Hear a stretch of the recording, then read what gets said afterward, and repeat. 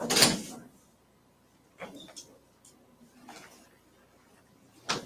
afternoon, everybody. I'm Constable Pat Sadak, and I'm with the Public Information Office, and I have one item to discuss with you today.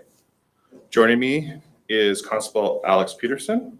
He's the Impaired Countermeasures Coordinator for the Winnipeg Police Service. But before I start today, I would like to acknowledge that we are on Treaty 1 territory, the home and traditional lands of the Anishinaabe, Ojibwe, Innu, Cree, and Dakota peoples, and in the national homeland of the Red River Métis.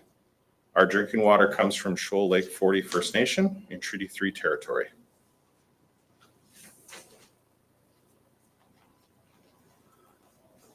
The Winnipeg Police Service responded to a report of a motor vehicle collision involving two people who were fatally injured.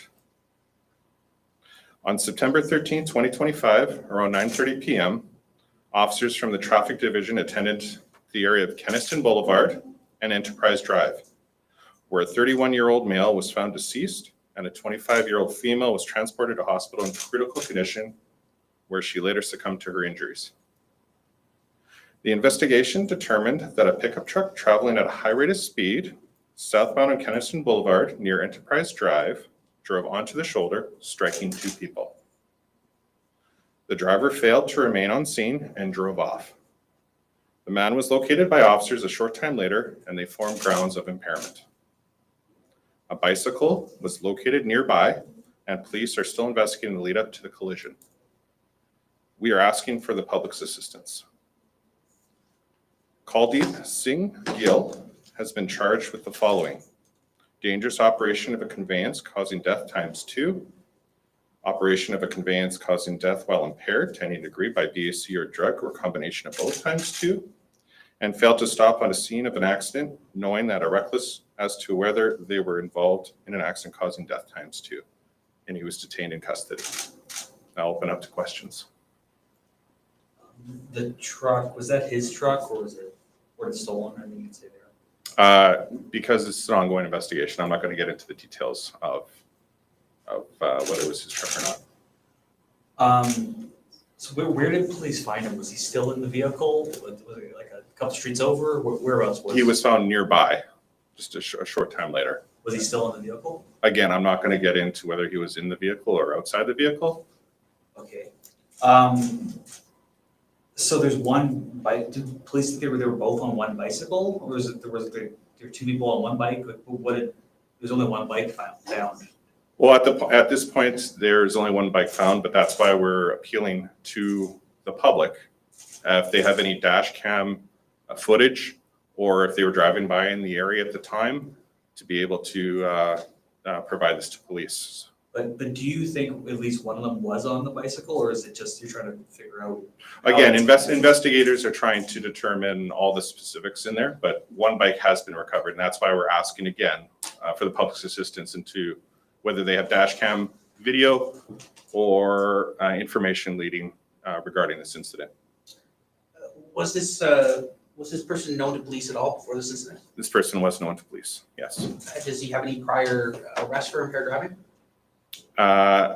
Again, I don't want to go into details, but he has been known. He's known by police, yes. Was this individual working at the time in this truck, or can you speak to that at all? I can't speak to that, no.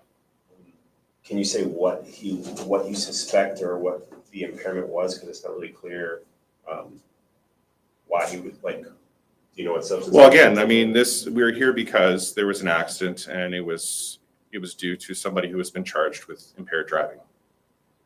But do you think it's alcohol or another drug? Cannabis or anything like that? Well, again, he's been charged with impaired driving, which would be alcohol or a combination of drug or a combination of both.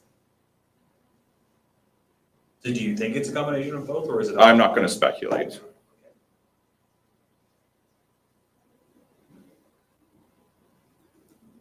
So police attended the scene. Were they called by passerby, or were they driving by? It was called in. It was called in. Yes. Unless do you have any info or want to speak on in terms of impairment?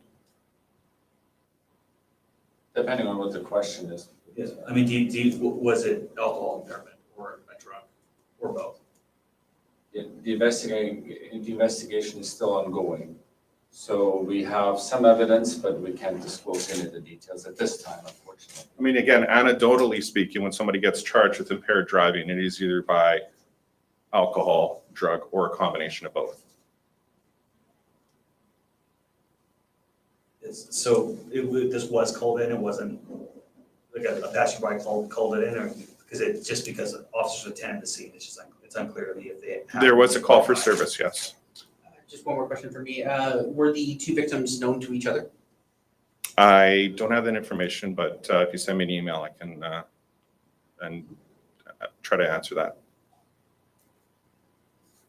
Is there any other reason you're looking for witnesses? You said it had to do with the bike, but you said you have the person in custody. But you're Well, still again, looking for with witnesses. all incidents, especially in traffic, if there are people who were in the area that either have dash cam or witnessed this incident or did view the two people, we'd invite them to contact the police.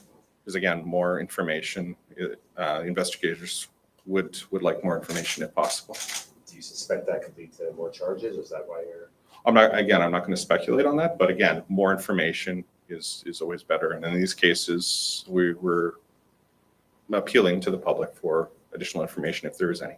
So police believe these individuals were on the shoulder there. I mean, do you think they were together? I mean, or is it like one's over here, one's over here? I mean, I'm just trying to figure out what it looks like. Yeah, they were together. They were on the shoulder together, yes. And they weren't in a vehicle themselves, they were just standing there. They were not in a vehicle. The Winnipeg Police, you guys do impaired driving campaigns around the holidays. Have you guys been doing, ride stops and keeping that up in the summer? Like, do you have any info on what the Winnipeg Police has been doing to try to prevent impaired driving? I'll let Constable Peterson answer this question. Good afternoon. So yes, the Winnipeg Police Service is continuously engaged in road watch campaigns, but also on a regular basis. Every shift there is traffic units out there and they're actively involved during traffic stops. We're always engaged in looking for impaired drivers, yes. So besides the campaigns that we're running throughout the year, we're also always engaged in looking for impaired drivers. If someone calls it in, and that's why we continuously ask the public to call it in, if they ever have the suspicion of an impaired driver, we try to respond as soon as we can. It gets prioritized as such, and the general patrol, as well as traffic units, and for that matter, every unit out there does respond to complaints about impaired driving all the time, yes. Constable, I attended a press conference last December. You guys have new technology that's able to, it was a new policy that you guys breathalyze everybody at these traffic stops, no questions asked. Do you feel like, what the police are doing is working big picture to try to prevent impaired driving?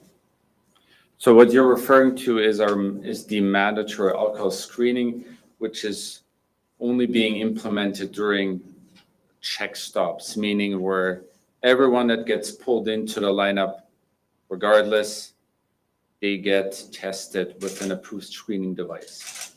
That is different when it comes to conducting regular traffic stops. Having said that, we always make that plea to the public to call us anytime there is suspicion about an impaired driver. We're always engaged to training more officers in detecting impaired drivers. But to your question, the mandatory alcohol screening is implemented during check stops specifically, and during regular traffic stops. If an officer has suspicion, then they make the appropriate demand. Are these check stops all year round, or are they only in specific times where you guys are running campaigns? So yeah, we have certain campaigns throughout the summer. We have our road watch continuously happening, meaning where additional resources are being sent out to conduct traffic stops and saturation, areas where we're doing impaired driving check stops. But in between the festive season, the summer road watch program, we still all the time on a regular basis, our traffic units specifically are always out there and looking for impaired drivers. Sorry, it was Constable Peterson, was that? Yes, correct. Yeah, and you tried, for our, do you mind just spelling that for us? You don't mind? Yes, it's Peterson. And sorry, your first name was Alex, Alex, typical spelling, A-L. Alex, yes. Any other media questions? I just I'm curious when officers located him, can you say where you found him and maybe give any detail about what that was like? Was he cooperative? Was he trying to flee? Like how did that work out when police located him? Well, they found him a short distance away, and they took him into custody. As to his demeanor at the time, I don't have any remarks on that. Did he give himself up at all, or did he really try to flee and you found him, or was he? Well, he fled the scene and we located him. And the big part here is, I think 2 people are dead because of an impaired driver. So that's the message that we really like to get across. Thank you very much.